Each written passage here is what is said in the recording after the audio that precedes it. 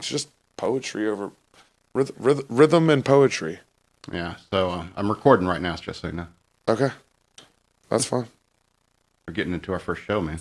I know, yeah, I'm excited for it. We had that cool looping video that EK made for us for the promo. That was awesome. EK of FXBG Public Radio did do an amazing job with that. That's pretty cool. Yeah. And it's just playing on a loop. Yeah. That's what hell looks like, probably. That's what my hell looks like. All right, you want to get started? Yeah. Whenever you're ready, Madman. And you will sing the song of our people? Not a song, it's just a poem. Maybe I'll write a song for it later. You will say the poem of our people. Yeah, you ready for it? I'm ready for it. Right or left, or right or wrong, our voices make a song. For in the end, we are friends, and your opinion I'll defend. Hello and welcome to the first ever Scott versus Scott. I'm Scott. And I'm Scott. But you can call me Madman to avoid confusion. I'm the Madman. Yeah. And you can call me not Scott to avoid confusion. Absolutely. See, we can't even agree on this. So we're both having a couple drinks. We got this cool background we got made for Carabella Creations. I'll look that up. I got the guy. He's being very reckless with a $30,000 comic book. A minimum $30,000 comic book. Oh, what comic book is that? That's Action Comics #1 that Scott is holding, about to shoot at you. So how much do you think that's worth? After he throws it, maybe about $20,000. Oh, wow. Yeah. I think one recently sold for $1 million. Okay. Yeah, like a pedigree copy. You collect comic books at all, Scott? No, I think that's one of the differences between us is that... Yeah, I'm the nerd. I mean, yes, you have more nerd street cred. Tendencies. Nerd street cred. Okay. Yeah, and I grew up watching sports and stuff like that. We'll get into that later. Yeah. But we first started working together here, like FXBG Public Radio. How many months ago was that now? Like 6, almost a year now, right? Yeah. It's been close to a year. Close to a year. And you've been doing your show through FXBG Public Radio, and I've been doing my show, shockmonkeyradio. And we realized very quickly that we do have a difference of opinion when it comes to things like politics. However, we had tons more conversations about things like comedy and music and sports, even though I'm not really into it, but we have a lot more in common than we do in difference.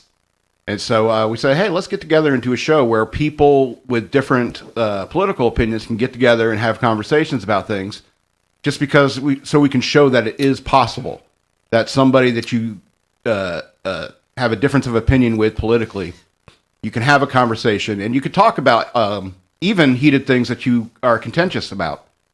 You can even talk about that with each other in a civil way and still be friends with the person at the end of the day. And so that's why I came up with that little nursery rhyme. Yeah, and I think another thing that you can do too is learn a lot about each other and where each other comes from and why we have that perspective, and it helps learn about ourselves and why we have the perspective that we have. And I don't know, it's just like a whole coming together. I think that's part of the point of this meat rock that we're on called Earth is learning from each other's experiences and perspectives to, I don't know. I don't like meat rock. I like the biofilm on the planet. Biofilm? Yeah, because that's all it is. It's just this random biofilm that's been growing over the surface of the Earth because of the water and the gas makeup. Okay. We're just part of the biofilm. We'll agree to disagree on meat rock and biofilm. Okay. Absolutely.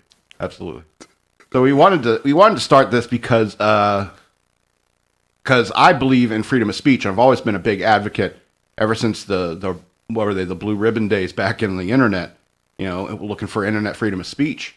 And so I think that, FXBG Public Radio has been great in that regard in terms of allowing, content that could be cancelable. And when it comes to the era that we live in, especially in the medium that Scott and I use, which is like YouTube and social media and stuff like that.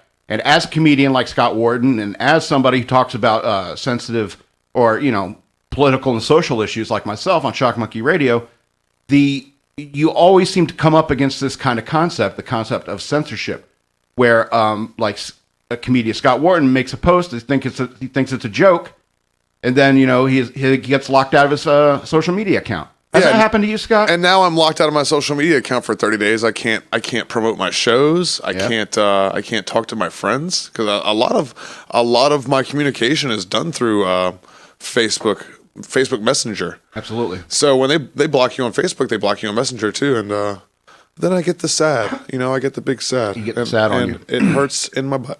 Yeah, that's where a lot of the sad. No, but then they shadow ban people and stuff like that. I've even had times where they wouldn't let me invite people to like my comedy page. I guess because I got marked as spam for. Yes. So yeah, I've had that happen recently to me as well in the Shock Monkey Radio Redux page on Facebook that I maintain, because I do these video shows and I'll just post a bunch of music videos in a row, and then they say, "Hey, you're spamming," and it's like, it's my group. I could spam my own group, can't I? Yeah. If I want to spam my own email, that's my prerogative, Yeah, that's literally why I made a Facebook group, so that I could spam it. Yeah, so I can vent. I created a Facebook group so I'm not yelling on the street corners like it used to be back in the 90s. Mm-hmm. So when we have this conversation, Scott, usually you talk about, or Madman, I should say, you usually talk about the First Amendment, right? Absolutely. The Declaration of Independence. You got to fight for your right to party. You have to fight for your right. Beastie Boys was really on the nose, because freedom of assembly is also in the First Amendment. Now, were the Beastie Boys at the first Constitutional Congress? I don't think they were, but they should have been. Okay.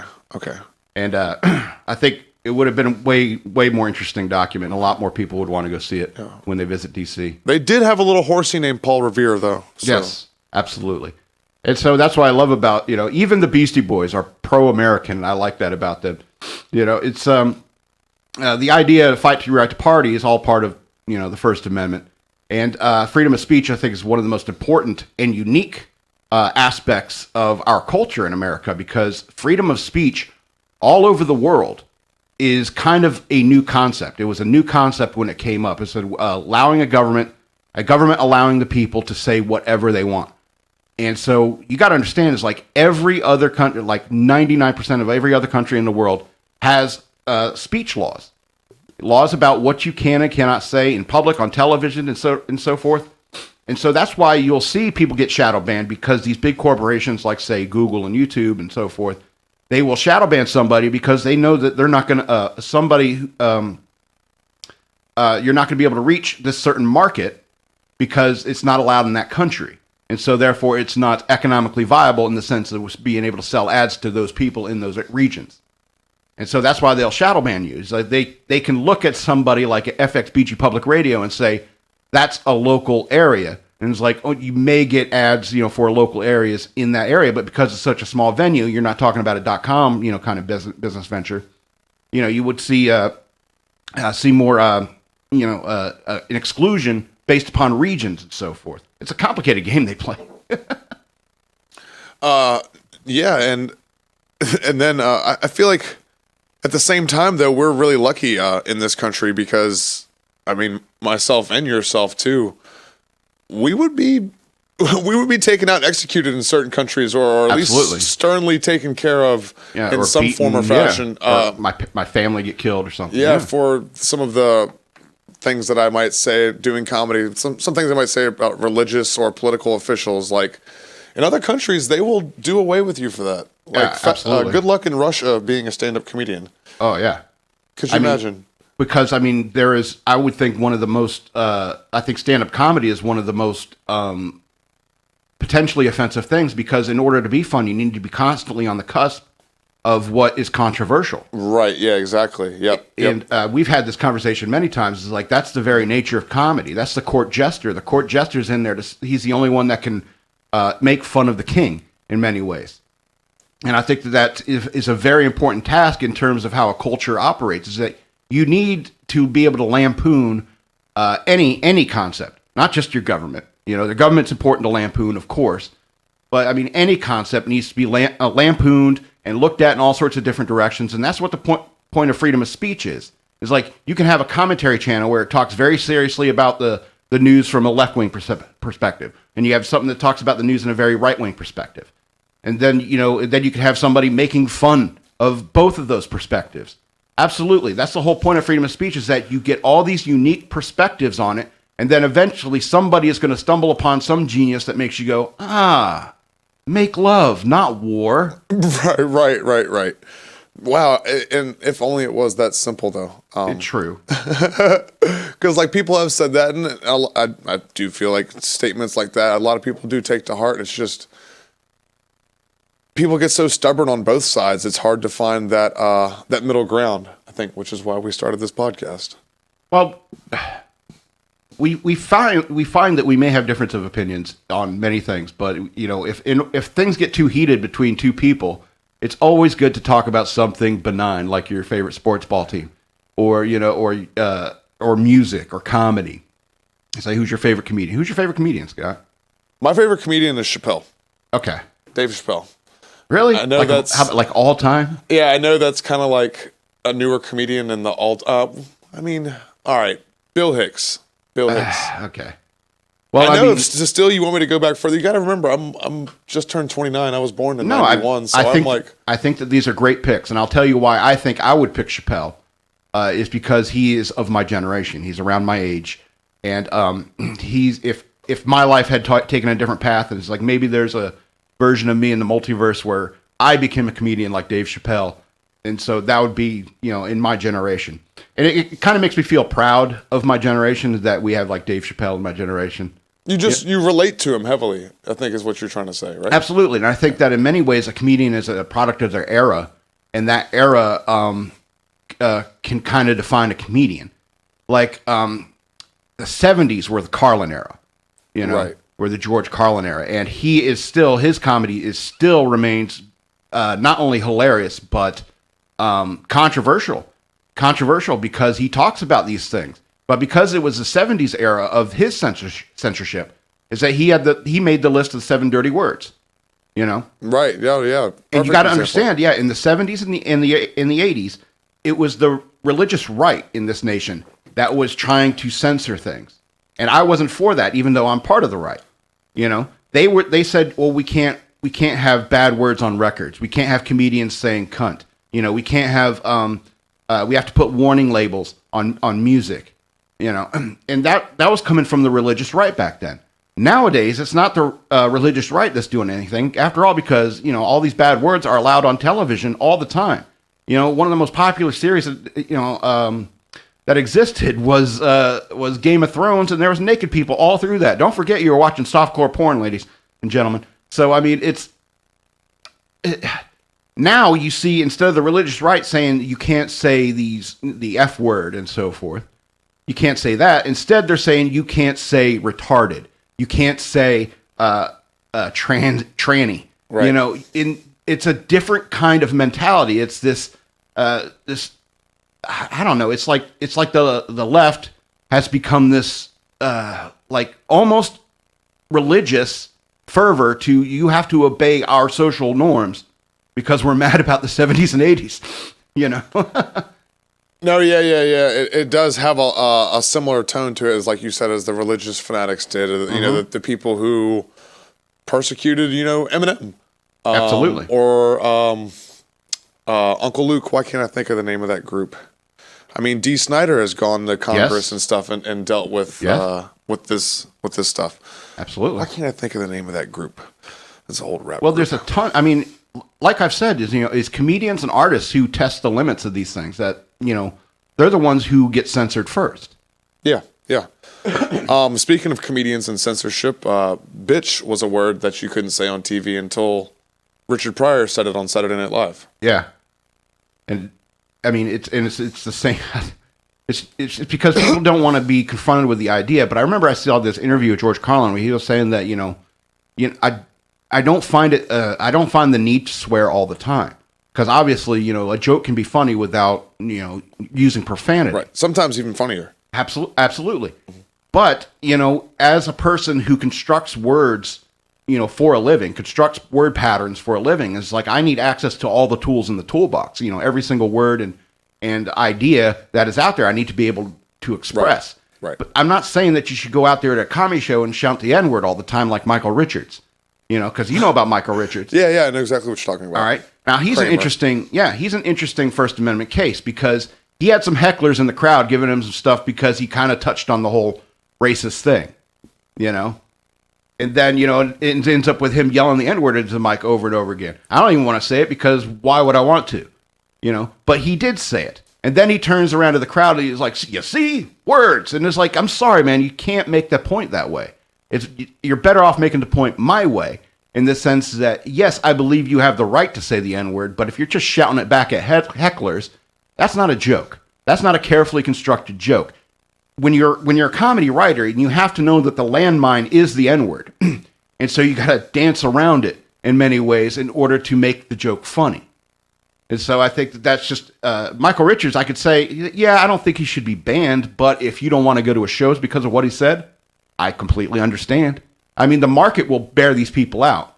You know, if there's some comedian who makes his living off of, you know, making Nazi jokes, like pro-Nazi jokes or something like that, there's not going to be a whole lot of people showing up to his shows. Yeah, he's going to get booked at like the white power rallies and the cornfields, wherever they meet. Like I always imagine like the party scene from American History X. But at the same time, I don't think that these people should be shut down. I don't think that you should say it's like you're a comedian who deals specifically in white power humor, which seems like a oxymoron in many ways. You know? He deals in white power humor, so we're not going to allow you to open a bank account at our bank. We're not going to allow you to use PayPal for transfers and stuff like that. I think that they should be allowed to, you know, conduct business in the world. You know, but at the same time, I think the market would just weed them out because I don't think there's a lot of people who find that stuff funny all the time. Right. Now, when you start taking, you know, Alex Jones, who's some of his ideas, I mean, he can be divisive, I will admit. But he's not like he's not out there doing like hate speech. So when someone like him gets, you know, or at least he claims, I haven't looked into it that much, that their bank accounts are getting fiddled with and their PayPal accounts and stuff like that. I don't think that that's totally right. Because, I mean, I feel like the same type of thing could happen to me. I talk about conspiracy theories. I have strange views on the government. You know what I mean? I have a very rage against the machine mentality at certain times. Here's the thing. I've had my YouTube channel for a few years now. All right. And my biggest video, as you know, is the Nightwing sexy butt video. That's like got the most views, you know? And if I wanted to, I guess I could have converted my channel at that point to where I talk about nothing but Nightwing's butt. All right? And my channel could have been Nightwing's butt channel. And it's just nothing but videos of the Madman talking about Nightwing's butt. Now, as you might imagine, that did not sound very fun to me. So that is not the direction my channel took. And so the whole point is that if you have a podcast, you have a YouTube channel, then all of a sudden one of your videos takes off, and the video that takes off is you making this crazy ass conspiracy rant, and you think that's where the society trends, that's where my listener trends. And so I guarantee you that happened to Alex Jones, where he said it's like somebody saw him ranting about some crazy ass conspiracy. It's like, oh, that's goddamn good. That's entertainment. That's quality entertainment. You know, it's not the truth. It's entertainment. And so he just kind of rode that ship, you know. And I think that you need the Madman screaming on the corner. I think you need the Madman on a YouTube channel called shockmonkeyradio so that you can say, okay, I can subscribe or not subscribe to that. Do I want notifications of that? No, I don't want to know about that. You know, and if you don't like it, if you hate it enough, if you can go to the White Power YouTube channel or whatever like that, if there is such a thing, and go into the comments and tell them what assholes they are for their stupid channel. Absolutely. I think that all should be allowed because I believe in the freedom of speech. But I mean, it's a challenging concept. Right. Where I say, you know, I don't want to say in order the following words is like, white power people should have a YouTube channel. Damn it, I did it anyway. And I guess we're clip that out of context and now it makes me look bad. I guess where the thing gets weird too is because they're privately owned corporations. So it's like people with morals are like, I don't want there to be, I work for this company and I don't want there to be a white power, you know, YouTube channel or whatever the case may be. Well, it's one thing to own the company and say you want to do that. If you're the owner of the company, you say, I'm not going to allow any white power channels. That's your prerogative as a business owner. However, if you're an employee of a company and you say, I don't want the owner of this company to allow this Dr. Jordan Peterson book to come out, because that happened recently, you know that, right? No, I didn't hear about that. Yeah, his bunch of workers at the publishing company that published Jordan Peterson's new book came out. The employees came out and said, "We don't want this book to get published because we don't agree with his opinions." So kind of the same thing that happened with Spotify and Joe Rogan, where some of their employees were threatening the same thing if they didn't edit and censor certain Joe Rogan episodes. I mean, I guess growing up in the world that I grew up in, it's like you just fire those kind of complaining people. It's like, as the owner of the company, you're the owner of the company, and you have the discretion over what you do with it. The employees can't just form a impromptu union and say, we're going to boycott this, and we better get our way. It's like, that's not the nature. It's like, we pay you, so we're going to stop paying you, and now you're not a problem anymore. Right. No, and I mean that once again, that's the free market. That's how the free market and censorship should work.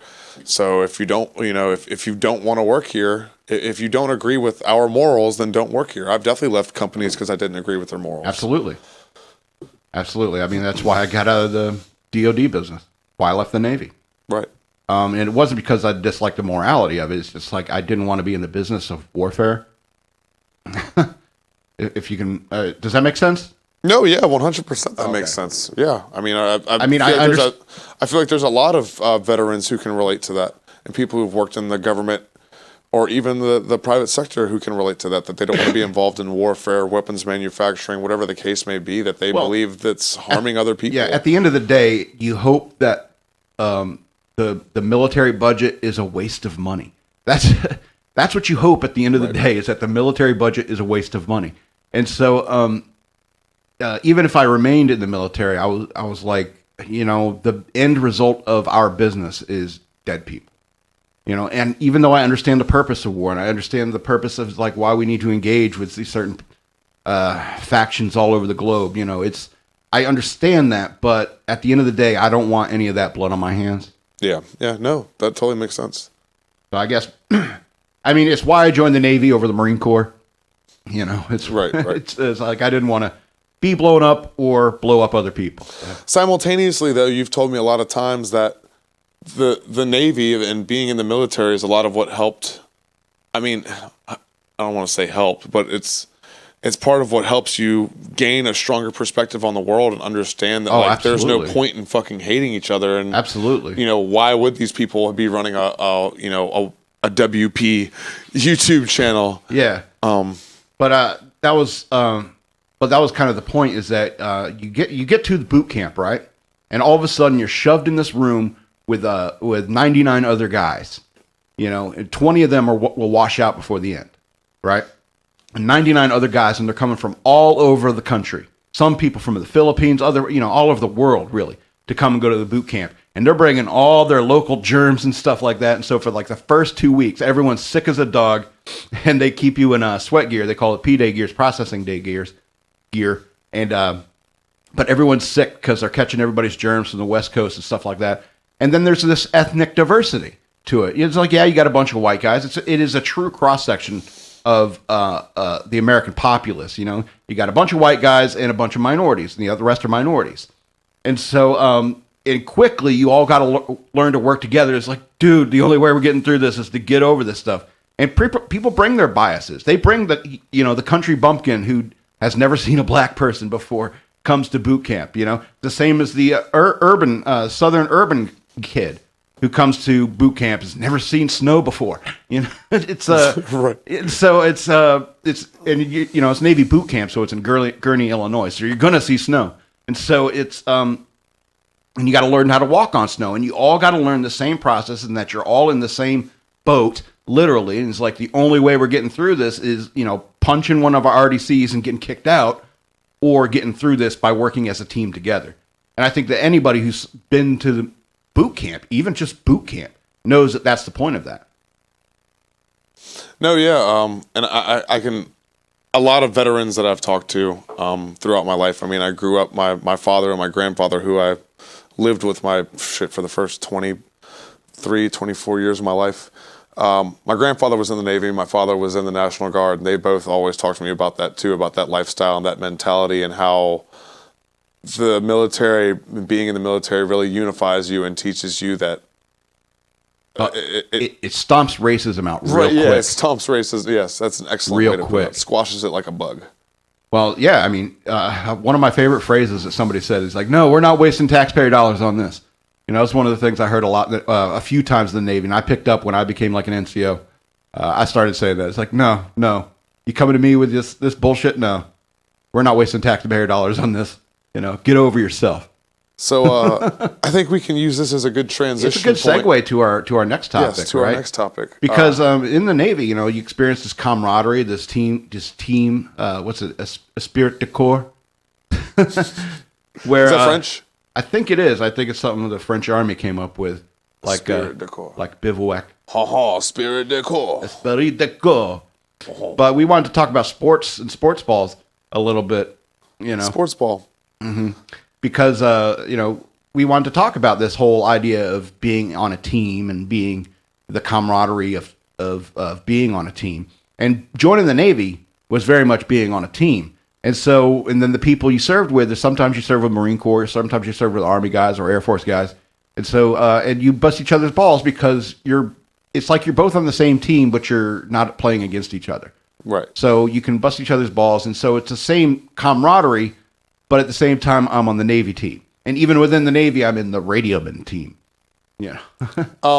And, you know, sometimes it gets even further than busting each other's balls. And sometimes you guys have to duke it out and get that testosterone out. And sometimes those are... Sometimes, yeah. Afterwards, you trust that person more than anyone else. You know absolutely. What I mean? Because that's how you make friends. Yeah, they're willing to go with you. You know that they're ready to go to war. That they share the same passion as you do. Build the same blood in the same mud. Absolutely. Right. And I think a lot of these topics, they apply to the sports ball too, because I mean, you have the enemy or the foe, the opponent, and you have your team. And there's definitely times within. I mean, I played sports growing up. What'd you play? I played Parks and Rec basketball. I wrestled in 8th grade. I played football in 8th grade. Oh, my goodness. I played football for a little bit in 9th grade, for a very little bit. And no more sports after that because I started going in the woods and doing things that 15-year-olds shouldn't be doing. I got you. Yeah, I played Parks and Rec, Little League, and soccer, and I wrestled for my high school for like a week in 10th grade. Okay. So, yeah, I've been on teams. I played. Baseball is by far my favorite sport. But that's your favorite sport to watch? What's your favorite team? Nationals, Washington Nationals. Okay, that makes sense. That's also who I like. And who our good friend Pete Consiglia also likes the Nationals. Shout out Pete Consiglia for random shout out. Random shout out. That's where Scott and I are different. Is I'll do random shout outs and Scott. No, I don't care. We'll do I don't care what your name is, watcher. Yeah. But we do like when you watch. Mm-hmm. Here's my Cashapp. Yeah. You got that file, right? Did I send you that file? Okay. All right. We'll make that file. All right. The lower third file. Yeah, we'll get it. Don't worry, we'll have some more features coming to our show. Yeah, but this is the first episode, so bear with us, guys. We're still working out. I think this is going good, though. I think it's going good. I think we got a good production value. But let's talk about teams and teammates. Yeah, so a teammate is definitely a good thing to have. Is there any kind of moment when you were playing sports that you thought where it was like, damn, that's exactly why I joined a team. Or I'm glad I joined this team. Were there any moments like that? There was definitely moments like that, especially when I played football in 9th grade. Specifically like the summer camps leading up to, because we weren't even in school yet. And we were on the JV team. We were working with the varsity team a lot. So there was a lot of that, I grew up an only child, and there's a brotherhood about sports. Mm-hmm. And so that was foreign to you in many ways. Right. Yeah. That was foreign to me in many ways. And and particularly with the JV players and having the big brother who wasn't bullying me. You know what I mean? Yeah, 'Cause I got bullied a lot growing up by like my older cousin and neighborhood kids and shit like that. Good. Yeah, of course, that's good. It's good to get bullied. It made me tougher, and my character is better for it now. Pro bullying, pro free speech, pro bullying. And But no. It was the big brother relationship that's like kind of pick on you and tease you and bully you a little bit, but build you back up. You know Absolutely. what I mean? And really be there for you to pick you up when you fell down. And yeah, I really enjoyed that aspect of it. I definitely enjoyed that aspect of the team camaraderie, the team mentality. Yeah, I remember when I was playing soccer, and it was here in Virginia, here in Fredericksburg, and a lot of the white guys in my school, soccer was the sport of the future for them. And it's like that's what they wanted to play, and so I joined this Parks and Rec team, and it was a different league than I had been in before, and so I was the youngest in that league, and so there were these high school kids, some 16, 17-year-old players, and I was still like 14, 13, 14. And running has always been my weak suit and so forth. And so you have a lot of the strikers and stuff that were super fast. A lot of fast kids back then. And so we were doing laps around this field. And I remember I was running, and every now and then, one of these guys would just stop his sprinting and come around next to me, and so they're talking a little bit, and he's like, widen your stride a little bit, man. Like keep your elbows, your fists down. It's like don't clench your fists. Let your hands be free. It's like just like that. Keep it up. And then they go on around. And I think it was around that age those soccer players, about 16, 17-year-old soccer players. That's when I started realizing that these kids start taking it seriously. They start taking the team seriously, because I remember playing Little League baseball. It was a drama fest with these kids. It's like, oh, come on, I never get to play center field, Put me in, coach. I'm ready to play. Little John Fogerty was a pain in the ass. So, I mean, it was... Was that really his name? For the story, yes. His name was John Fogerty, and he always wanted to play center field, and the coach wouldn't let him because I was better.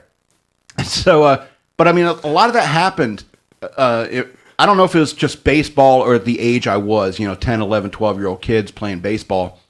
And everyone wanted to be a pitcher, or there's one guy that wanted to be the catcher, and the other guy who wanted to be a catcher, he's like, he sucks. He can't throw to second and stuff like that. He can't even make it to first.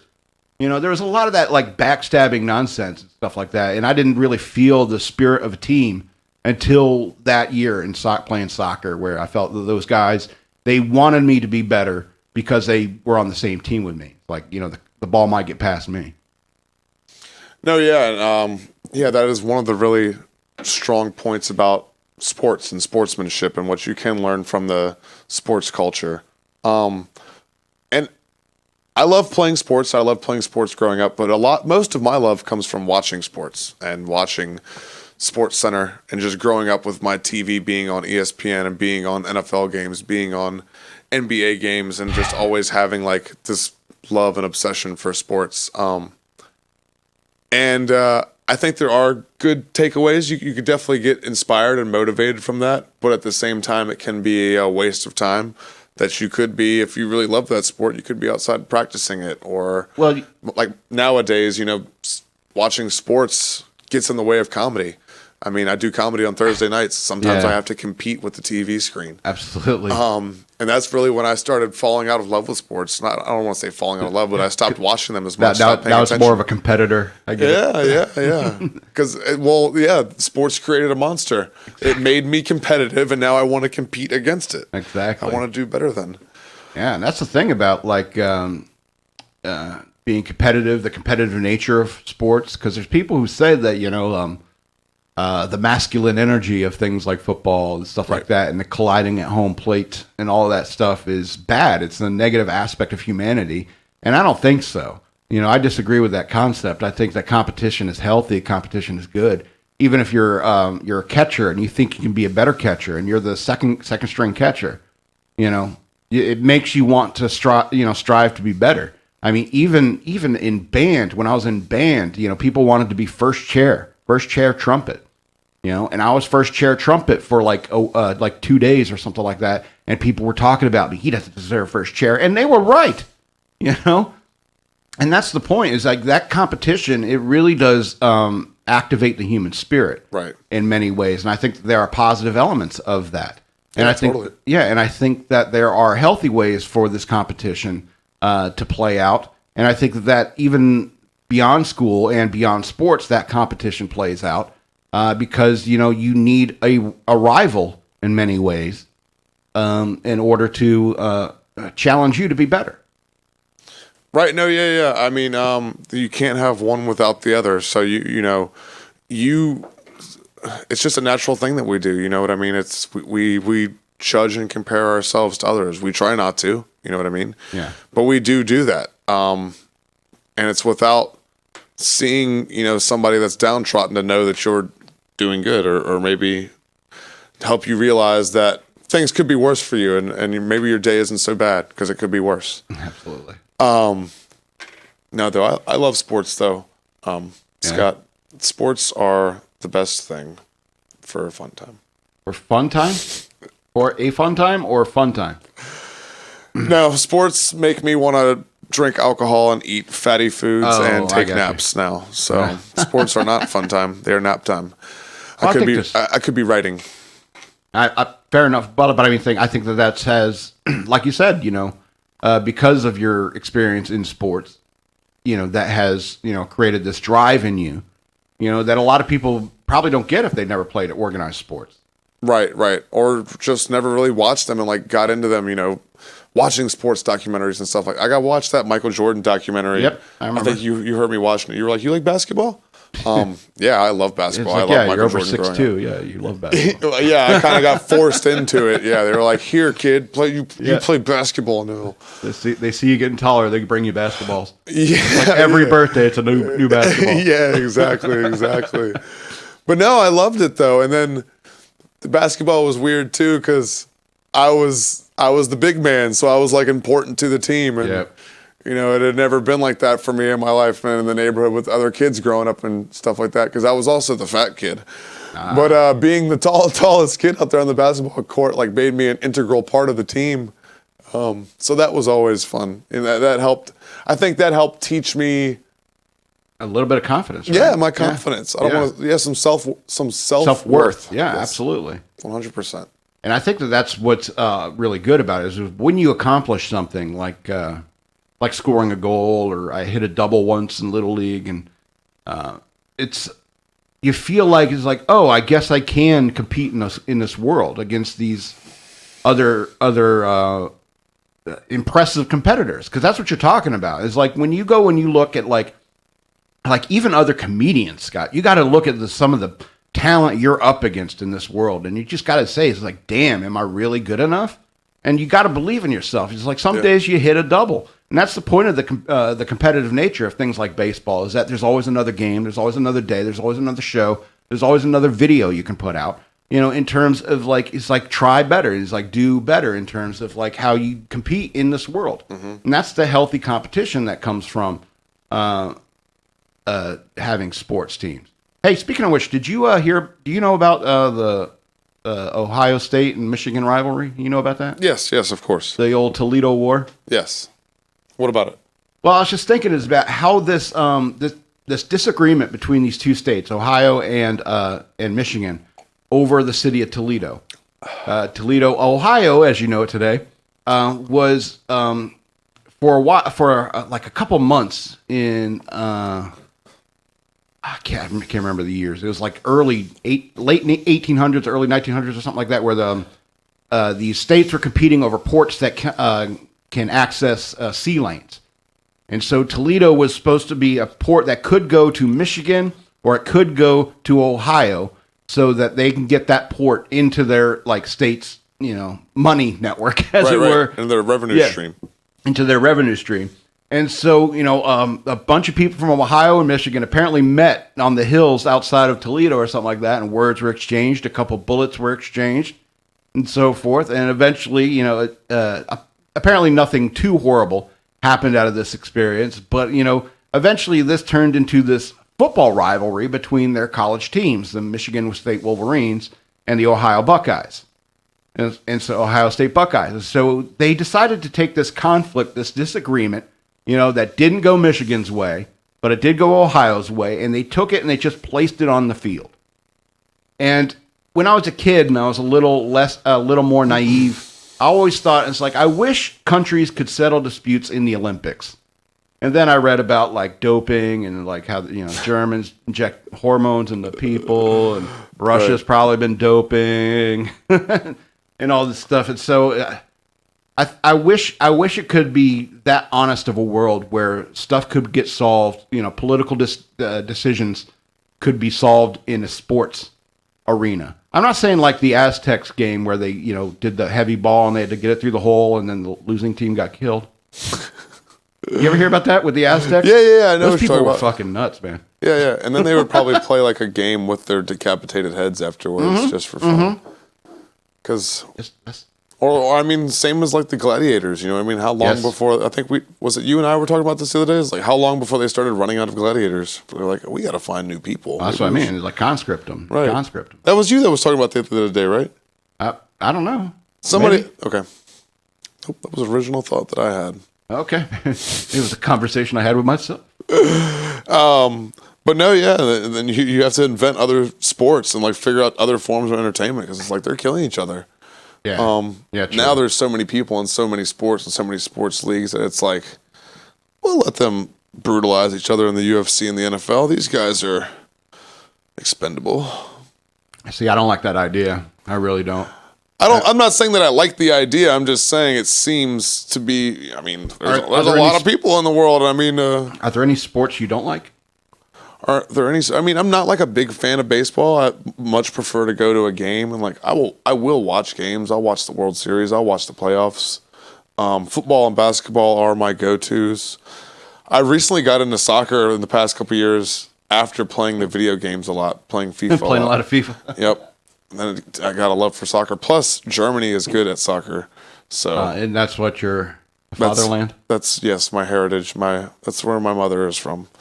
Yeah, so that's why you brought up all that white power stuff earlier. White Ranger. He was the best Power Ranger. See, I'm not a fan of football. I really think that that's bad for men. I think that a lot of these kids, they're growing up, and especially like linemen. If you're in high school and your coach is just telling you put on weight, the more weight you have on you, the better lineman you are. Yeah. And so a lot of these guys who is like, okay, he's getting tall, is like, yeah, just start putting on the pounds. It's like, even if it's fat, even if it's muscle, you're going to be hard to move around the field. And I think that that's not healthy for a 14, 15-year-old boy to be doing. Same as on the opposite end of that coin is in wrestling, where they have a bunch of guys trying to get down to the next weight class. So you got these guys developing eating disorders, and that's why you see like all the really good wrestlers you see in college are like 5'3".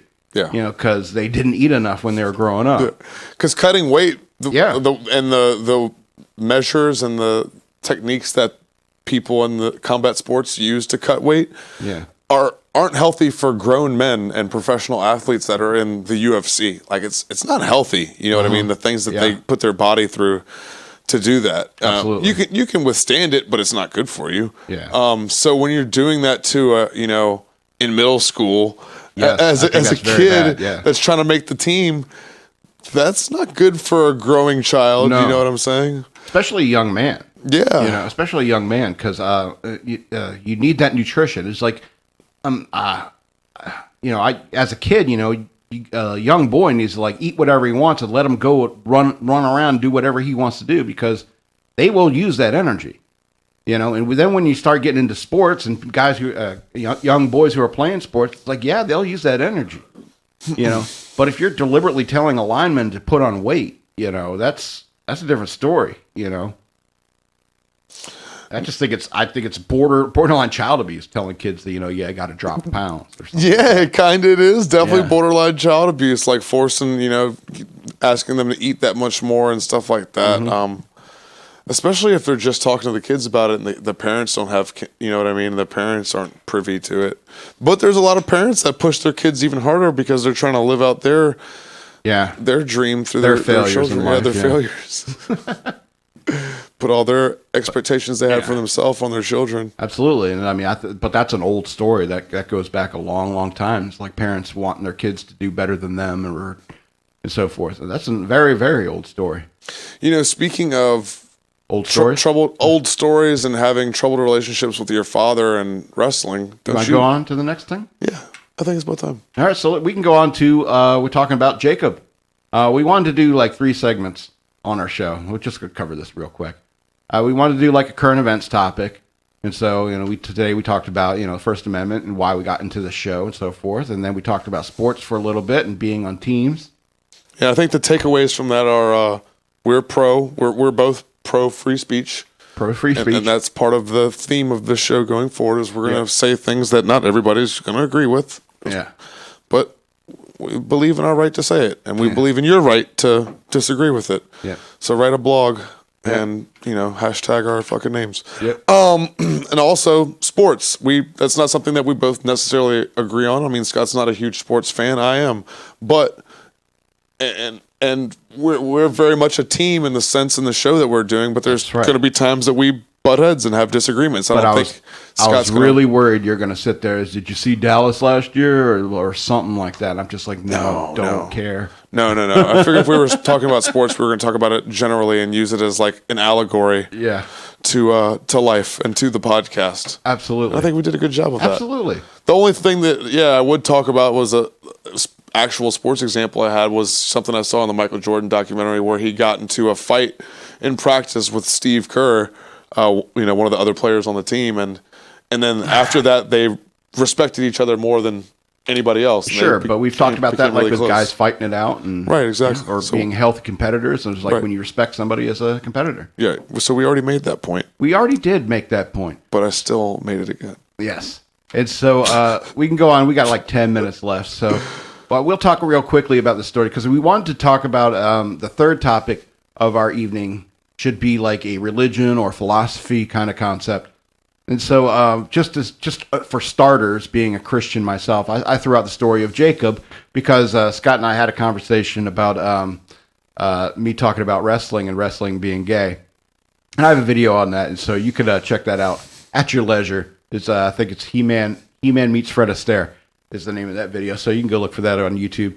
And so the idea of the story of Jacob is that we're going to talk about, what we're specifically going to talk about in the story of Jacob is Jacob wrestling God, quote-unquote God. Now, this takes place, I believe, in Genesis 32. Don't quote me on that. But Jacob had a hell of a life up till this point. All right, and I don't know if you remember much of your Sunday school lessons, but Jacob had a brother named Esau. They were twins. They fought in the womb, apparently. You know, and if you ever known brothers, you know, especially twins, you know, they can fight. Brothers can fight. And so, you know, Jacob gets born, Esau gets born, and then Jacob is holding on to his heel. That's why he's called Jacob, which means usurper or something like that, which is exactly what Jacob ends up doing. Because one time Esau is coming in from a hunt because Esau is more of a man of the field, a manly man. He's more of a linebacker type, you know. And so Esau is always off hunting and so forth. And then one day he comes in from the hunt. He's hungry. He's tired. And Jacob is the guy who dwells in tents, as they say. He's a homebody. He's a mama's boy. Doesn't really go off. But he's sitting there cooking some soup. Jacob is. Cooking some soup, and Esau comes up there and is like, I'm starving. He's like, and then Jacob says, well, I'll give you some for your birthright. And Esau is like, okay. So what's that worth? So he gets sold his birthright to his brother for some soup. Later on in their life, as Isaac, their father, lay dying, Isaac tells his son Esau, is like, go and kill me a deer or something like that. Bring it back, cook it up for me, because I'm dying for some deer. I want some venison. So Esau gets all stuff together and goes out for the hunt. And Jacob's mom tells Jacob, it's like, look, we'll put these skins on you. You kill a goat, you know, you cook up the goat, you tell him it's venison, you get the blessing from your father instead of Esau. Jacob does this and gets the blessing from his father. Esau comes back and he's like, hey, I got the venison. I worked all day trying to get this damn deer, and I don't get the blessing.